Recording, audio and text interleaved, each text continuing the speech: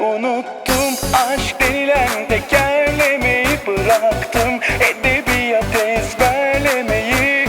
İçimdeki yay kırıldı çoktan, terk ettim o asılsız felsefeyi.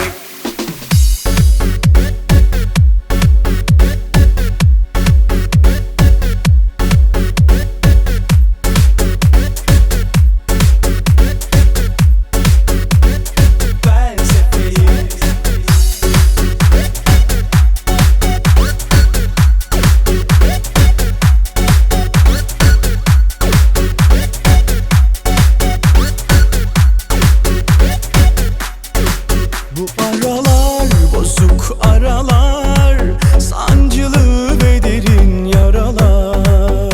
Böyle geldi, böyle gider, gönül kaçanı kovalar.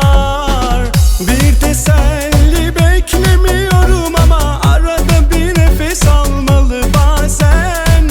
Derdi derde eklemiyorum ama zoruma gidiyor, seviliyor hep üzen. Unuttum aşk denilen tekerlemeyi, bıraktım edebiyat ezberlemeyi.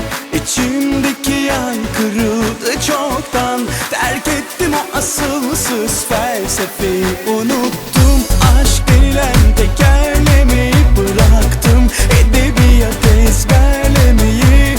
İçimdeki yay kırıldı çoktan, terk ettim o asılsız felsefeyi.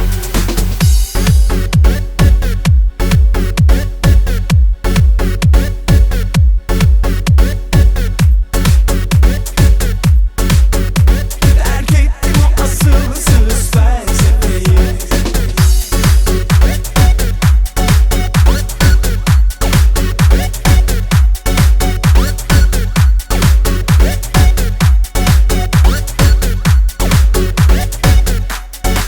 Bu aralar bozuk aralar, sancılı ve derin yaralar. Böyle geldi, böyle gider, gönül kaçanı kovalar.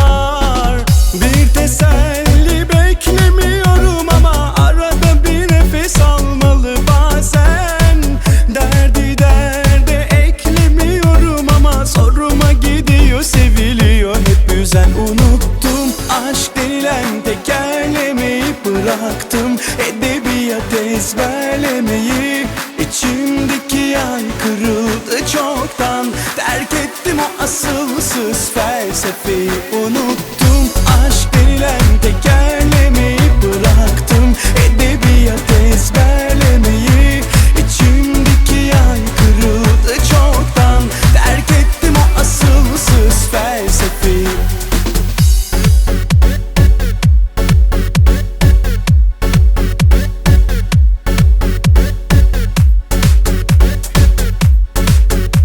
Terk ettim o asılsız felsefeyi.